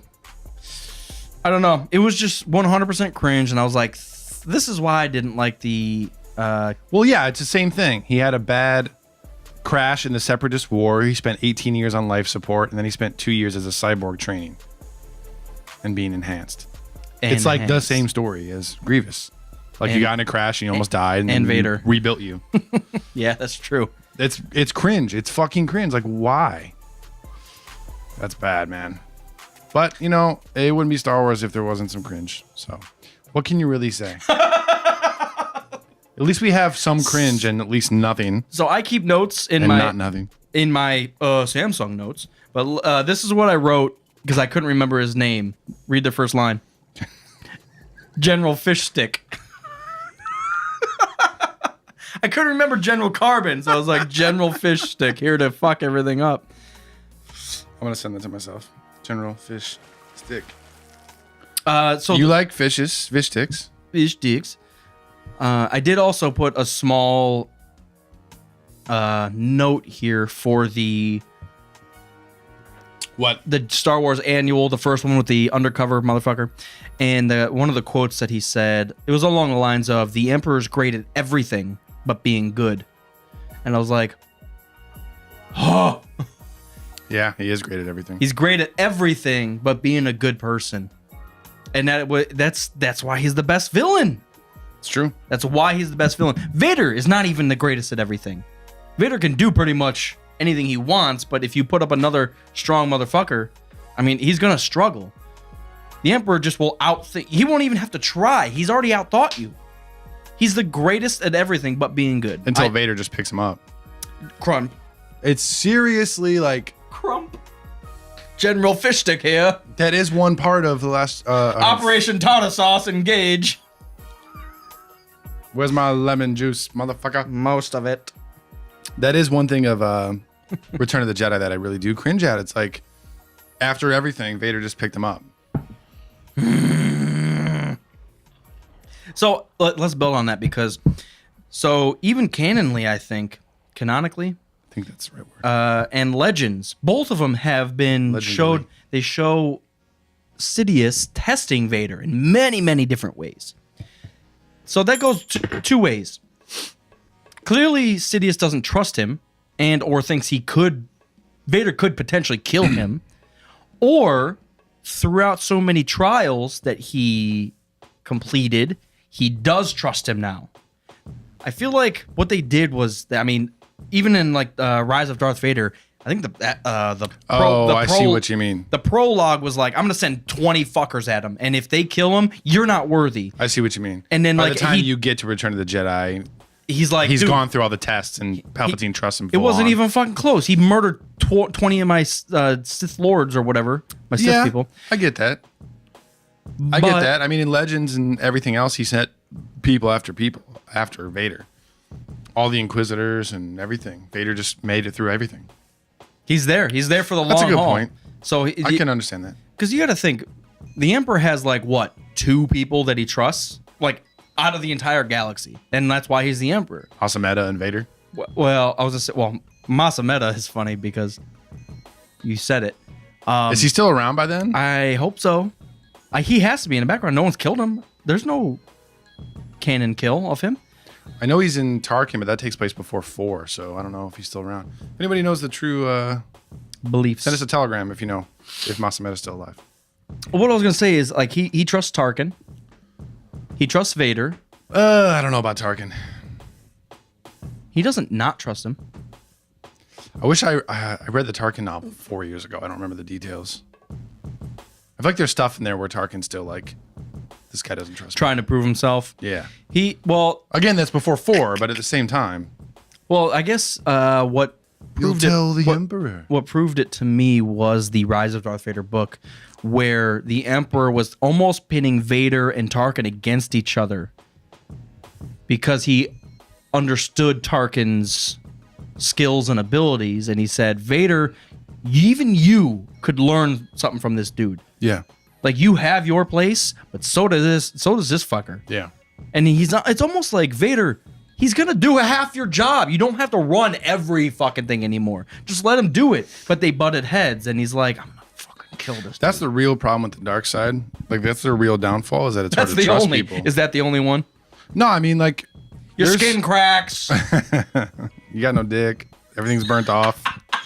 No, there is some actual benefits to being the dark side. That's why I think the character of Revan is so interesting to me, because the dark side is seductive, it's powerful, but everybody loses themselves in the power. Quicker, easier. Easier, more seductive. Yeah, he says. Yoda says. You know what Yoda But doesn't everybody say loses is, themselves in the power because it overtakes you. That's why I thought it was so interesting with the character of Revan that he's able to control it. see, okay. But yeah, at some point it's gonna take you over. My question Same is, with Kylo. Like even if he is a double agent, he tries to go to the dark side to do the right thing in the end. Tries to kill his dad to prove something to Snoke, even though he doesn't actually want to. But there are some moments where he like truly does slip. If he is a double agent. Chewie slips? To be confirmed. Unconfirmed, confirmed. Chewie Ren. Chewbacca Ren. I love Chewbacca. All right, are we going on something else? You have another thing to say? I do, but go ahead. I want to bounce around a little bit. Are we done or what? No, not done yet. We got to talk about the lovely behind the scenes photo that we got from The Mandalorian. Let me real quick. Oh, okay. What I was going to do is while I was at Barnes & Noble this weekend, I picked up the Jedi, I think it was just called the Jedi book. You know that trilogy? It was the Jedi book, Sith book, and then there's a Bounty Hunter code. Yep. I picked up the Jedi one, and I didn't read through it the entire thing, but there were some things that I will touch upon. Mainly in that is the Jedi code, and it has like excerpts about. There's like the 5 things, passion leads, or there's harmony, or what, all of it. So it kind of gives a small description of all of it, and I'd like to walk through and break that down. Because also, there are excerpts of actual Jedi that comment on that stuff, and there's a lot of stuff in there. I'm like, That's cool.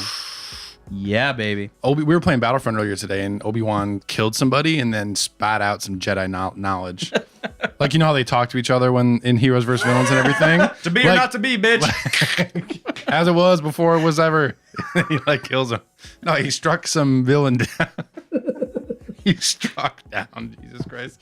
He took out a villain, and then he was like, "There is no to be."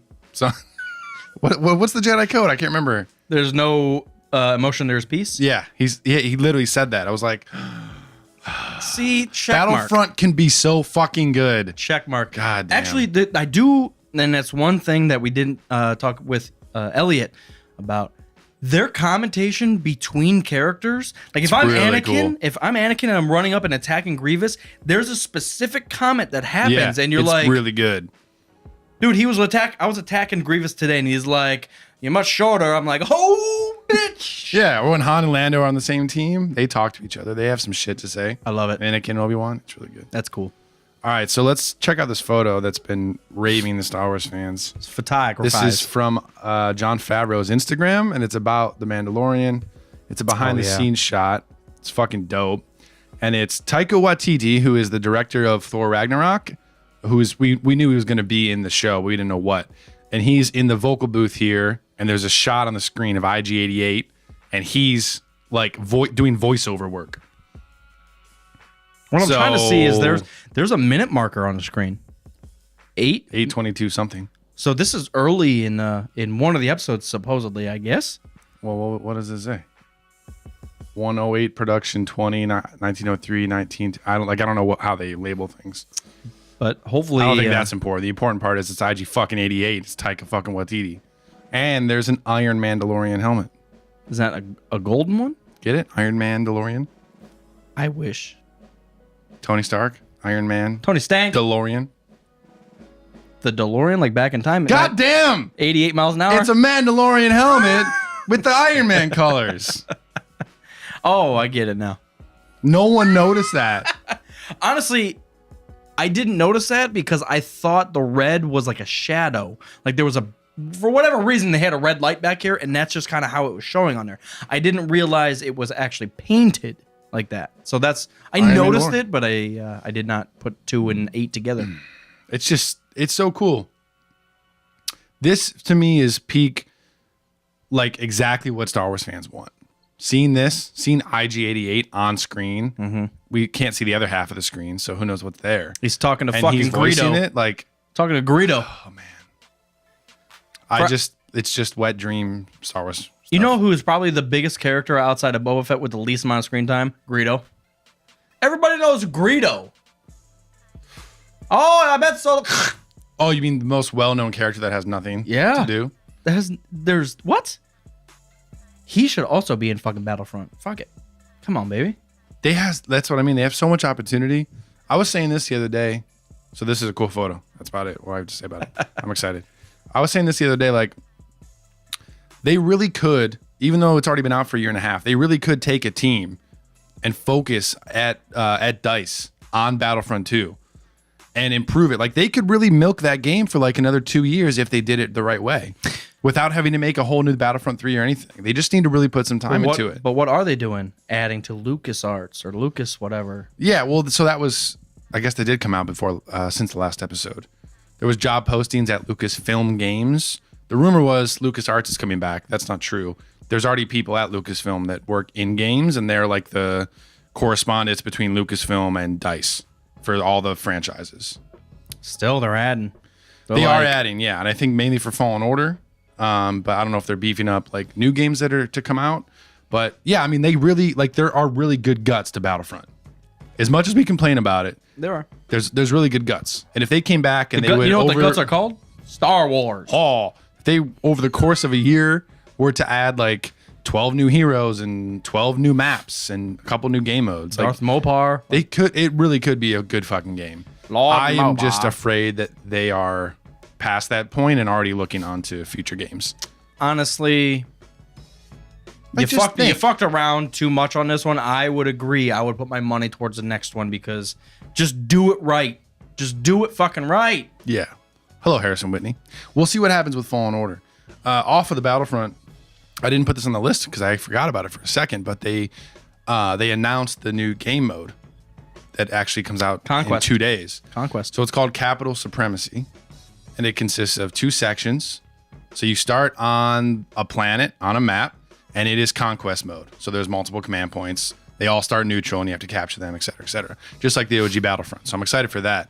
Once you capture them, you rack up transports, and once you get to a certain amount, then you transport off the planet onto one of the capital ships, and then you have to take command points in the capital ship.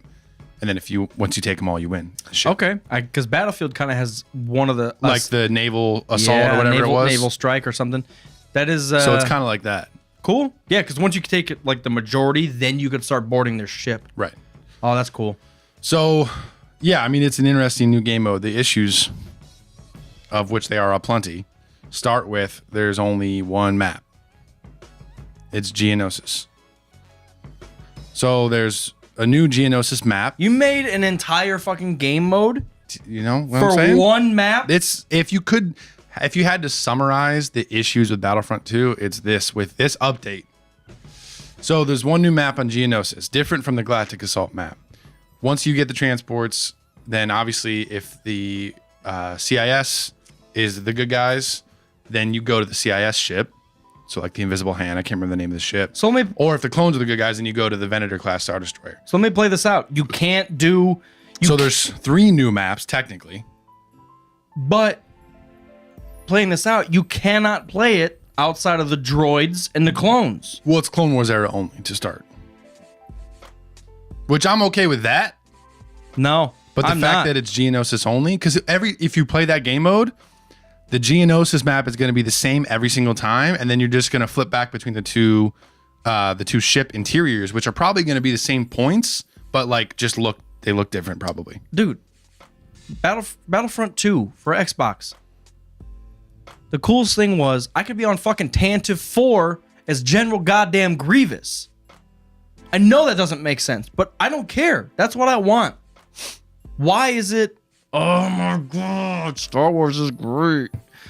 It's Battlefront 2 has been 1 step forward, 2 steps back. Like that since launch. Yeah. It's just it's unfortunate. Fallen Order, you better fucking balls it all. They really Respawn has a lot of weight on their shoulders to fix the thing. Fix the thing. Fix the Star Wars IP for games. I mean, I'm honestly surprised that Lucasfilm has let it go this far. The sad part. Oh, see, I'm losing my voice, guys. Don't think any less of me. The sad part is there are people at DICE that are good developers and love Star Wars and are trying to do what they can do, but they're getting assigned to other games or they can't. What are you looking at? Look at the last comment, the name. What? On the fucking Favreau.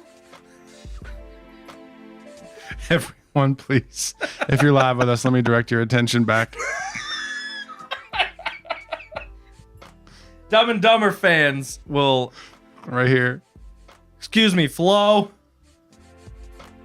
I'm sorry for everybody that's just listening. Yeah. We are zoomed in. We were looking back at that Jon Favreau image, and there was a comment on the Instagram page, and the username is, excuse me, Flo. Flo, like the TV show. Sorry, slight diversion. Yeah, so there's definitely problems with Battlefront. It's unfortunate. Yeah, so the game mode is launching with just one map. The issue is that if you play that game mode, you're literally playing Geonosis on repeat, on repeat, on repeat, on repeat. No one wants that. That's a problem. One step forward, here's Conquest mode. 2 steps back, it's one map, and it's Clone Wars only. That makes me not want to... I don't care. That's... Here's the nail in the coffin for me. Here's the Clone Wars era heroes. Anakin, Obi-Wan, Yoda, Grievous. and Chewbacca. Grievous. Chewbacca is not a Clone Wars era hero, even though he was alive back then. And here's the dark side. Grievous. Clone Wars people. Dooku, Grievous, Maul, and Palpatine. Palpatine was alive back then, but he wasn't fucking Darth Sidious in the Battle of Geonosis. The fact that they only have 3 Clone Wars era people on each side is like, that's an issue. No, it's not. Yeah, it is. They can't like make a full roster. What's the original trilogy for the light side? Leia, Han, Luke, Han, Leia, Lando, Chewie. That's 5. Clone Wars people have 3. They had to throw in Chewie to make it 4, is what I'm saying. And they had to throw in Palpatine to make it 4. Yeah, I mean, it's easy. You could throw in like Mace Windu, Like Qui-Gon at this point, Jinn. we should have all those people. Mace Windu, Qui-Gon You know what I Jinn, mean? Kit Fisto, We should have like Asajj Ventress. 16 heroes on each side. You're right. I guess maybe... What do you think the holdup is? That it takes so much to create... Like, because the games are so advanced, I guess, is... I think over a year ago, they already diminished the resources that they have to pour into the game. I agree. And they're giving us what they possibly can. But What are we getting? it's $75 a month? It's unfortunately not enough. You know, because when Battlefield 5 came out, they pulled a lot of those same developers over to work on Battlefield 5. So, yeah, it's just, I mean, it's unfortunate. I'm definitely going to play the game mode and see how it goes firsthand. Conquest in itself, I think, will be a nice change-up. Just Galactic Assault is so linear and it pisses me off. Mm-hmm. So we'll see. I mean, I can't judge too much until we actually play it, but it's not telling. And to me, it's just the same exact thing that's been happening for this game since the beta was over. And it just keeps going on and on. Just to wrap up and continue a little bit on gaming.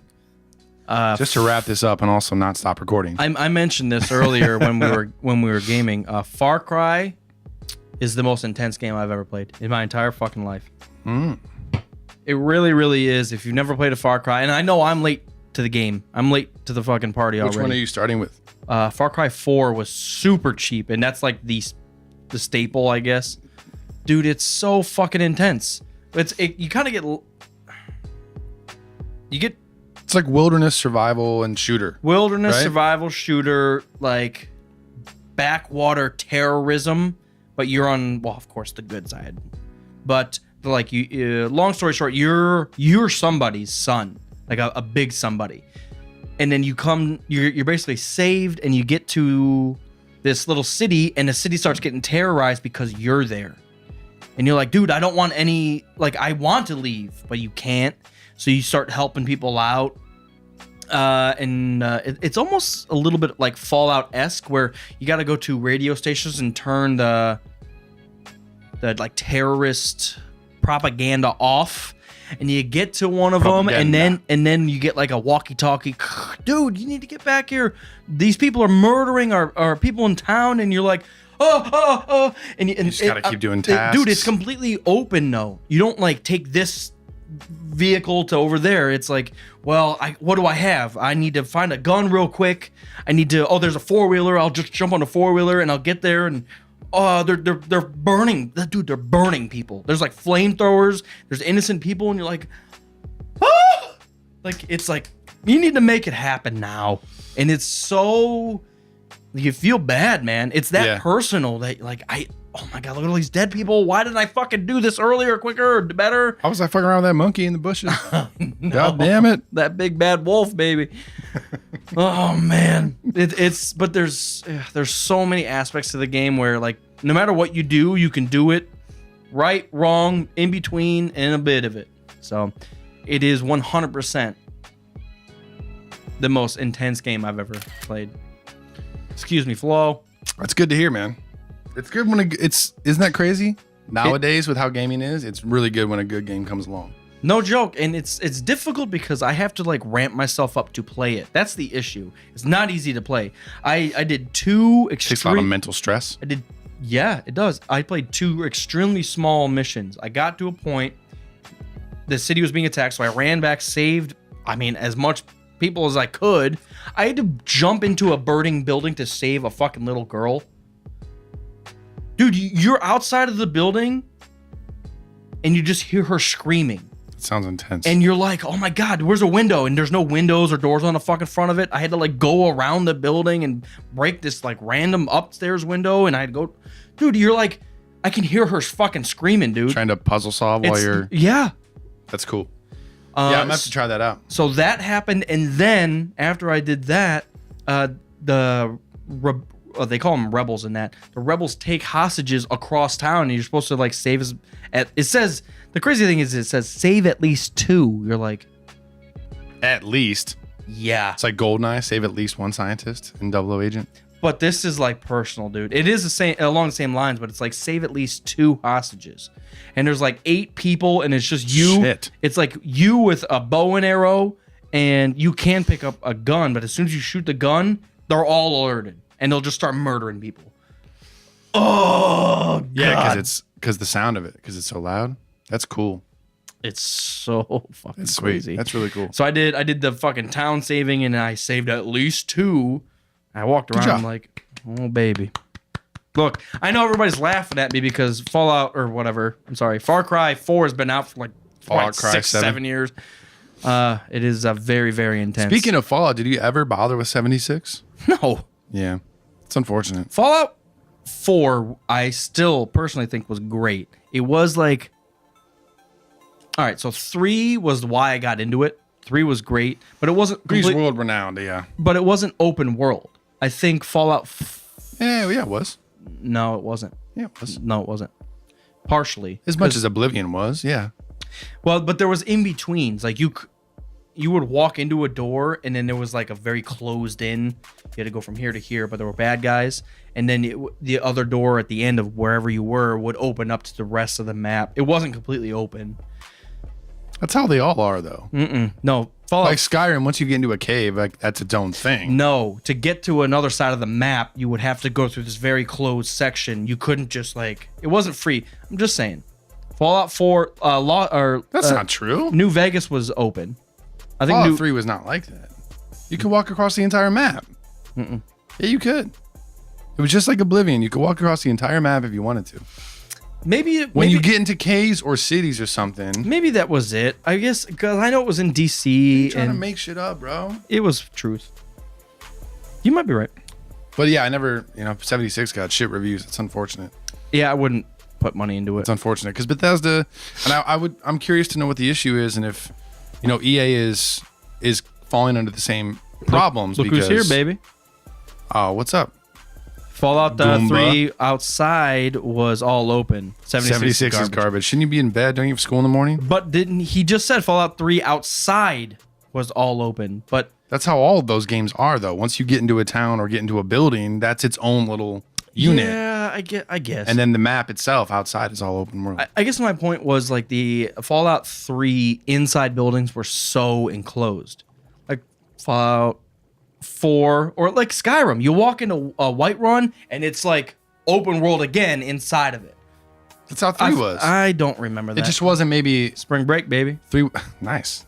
Party Central. Let's just jump right into it, guys. 3 was a couple years before Skyrim though, so that's probably why. Just technology wise, what they were limited by. It's been a while since I played 3, but that was the reason I got into it. Yeah. Vegas I never got into Fallout as much as I did Oblivion. Like Butterclone and I played a lot of Fallout 3. You played a lot of Oblivion. But yeah, I never liked it as much as I liked Oblivion and stuff. See. I never got into Oblivion. I bought it for like $1 one day, and I But you like started. Skyrim. Yeah, of course. It's the same situation, just different world. What were we saying? I was gonna jump into something. Oh, I've been playing Sekiro. I saw you playing that. What is that? So it's a new game from the Dark Souls developers, FromSoft, and it's similar because all their games are a similar feel, similar text, and like supernatural and kind of like horror-esque. But it's Japanese inspired, so you're a shinobi, you're like a samurai. All right. And you have to go through basically like you're supposed to protect this young dude who's the heir, and like you fail, and this general cuts your arm off. Then you get a prosthetic arm, and then you have like a bunch of attachments. You have like a grappling hook and You're Mega an Man. axe and all Mega that Man. kind of stuff. You're a Japanese Mega Man. Just the left hand though, and then right hand you got your katana. So I did watch the trailer for that. The gist of it. At least you're saying it properly. It Let me- was Let me hear the gist of it. it was like the battle sequence action of the Dark Souls. It was the theme time period of Dynasty Warriors, and it was the scariness of Resident Evil. Because I was noticing even during the trailer that And they a would little like, bit of sneaking and moving like Assassin's Creed. and that's Resident Evil, man. It's terrifying. Where you No, would I'm talking about the moving around. Like you can sneak and you can like grapple up to a tree and like yeah. creep along the walkways and stuff and like assassinate people. But I noticed the way they focus in on the enemies when they're there. See? Yeah, mobility of Assassin's Goomba Creed. knows what's up. He don't. He do. He do. Yeah, I just the way they like focus. Also, I'm just talking about the enemies where they would almost taunt you, and it was like a creepy, fucked up taunt. That's why I love Dark Souls. yeah. Resident Evil does that, dude. There'd be like just fucking zombies, and then they'd look at you and be Yeah. like, "Wow," and you're like, All right, Disturbed song cue. I don't.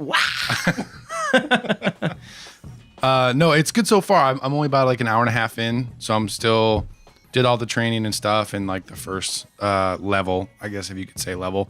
But it's similar enough to Dark Souls where I love it. Like it has the almost no loading time except for when you die, and the whole world's kind of connected. Similar fighting style, but it's different enough from Dark Souls that it is its own thing for sure. And the Japanese influence, the Eastern influence is very cool.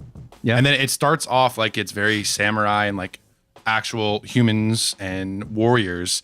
And then it gradually slips into more supernatural stuff and like some really fucked up creatures that you're fighting and Lord Vader. like giants and weird like midget creatures. And like there's some weird shit that happens. But it's cool so far. So I'm excited. It's a good start. And yeah, so Goomba's saying that it's a lot harder than Dark Souls. So far, I would say it's about as hard. The fighting style is different. So the trick is like all of us that love FromSoft because we love Dark Souls, we have to relearn how to play the game because we're thinking it's like Dark Souls, where you have to roll out of the way of everything. But the combat style and the defense and everything is different. So I kind of got to relearn the game, but it's good so far. Unlearn what you love have it. learned. Exactly. Yoda about it. Exactly. So it's a good start though. Good beginning. Yeah. I'm gonna have to check it out. It only came out like 2 days ago. Yeah, it came out on Friday. So, Good Day Galaxy. So, let's see.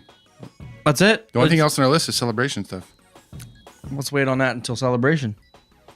Well, it's about like how celebration is going to operate and work. Yeah, no one cares. Get to it. But we care because we're going. I care.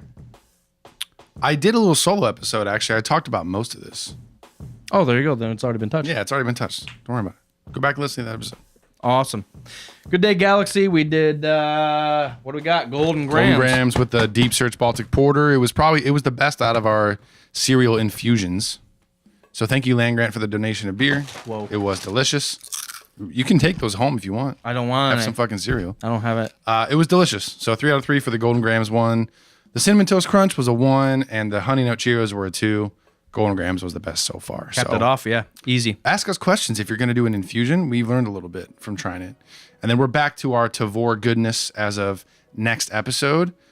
Celebration is like, it's close, man. It's 3 like weeks ago? 2 weeks away. It's 2 weeks and like A day, 3 babe. days, man. I'm Awesome. so excited. Hogan Garrison, he says, I need tickets. What, celebration? There's a couple. I think we have actually somebody in the in our podcasting group that has one that can't go, that has a 5-day pass. If you want one, let me know. Also, if you don't want to spend money on a 5-day pass, I have Thursday night and Friday available. Oh, you got to sell those. Yeah, I haven't put them up yet. So, Hogan, if you are interested in DM going, us. We might have some tickets. like Friday or something like that, Yeah. let me know. We didn't talk about Thrones. That's all right. We don't have to. That's all right. 3 out of 3 with the beer. Yep. Talked a lot about the comics. Also, man. I won Guess the Scene, so it's the best episode ever written. Baby. All right. Well, if we want to keep going, Scoop de quacky. That's all I have to say about it. people of the day. Gotta pee about it. What were you saying? If we were going to keep going. After party tickets. Tickers. Oh. There's no tickets. We did the RSVP thing because we didn't expect it to sell out. But it definitely There's did. limited space at the bar. So we did that because we're like, okay, cool. If we get like 150 people, get some tickets, we know exactly who's coming. But those were all gone in like an hour. We had no idea. So You show up. There's many different floors of the... many different floors. Because there's 3 of them, right? There's a Many 3-story... different floors. There's a 3-story building, right? It's just the way you said it, Mobar. So you can still show up to the brewery and kind of drink, and then as people come and go, their stuff should still open up. I wholeheartedly think 120 people aren't going to show up at the same time. true. So we're going to work out a system where, if we're at capacity, 4 people leave, then 4 new people can come up and check out what's going on. So definitely show up. And at the very least, please come say hi to us while we're there. So Honestly, I'm thinking the earlier you show up, the better, baby. yeah, the issue is the hall closes at 7. I think the question is how many people are going to wait until the hall actually closes and then come over. RSVP for Big Dick McGee. I'm sorry, all we have is available is Small Dick McGivin. That's the name we got from you. It's QRV Qued. 7. We're no longer live, so We're live. We're not recording, we're no longer recording. but he can hear us. Yeah, man. So definitely come by and say, hey, we'll make sure you get in however we can, even if you have to sneak you in a keg. But at the very least, yeah, I don't think it's going to be at capacity at every single second. So we'll find space for you. Shut the fuck up. Sorry, man. Show up. Don't bring anybody, but show up. Sorry, bro. All right, friends. Peace out. We have 2 more episodes before celebration. 2 of them.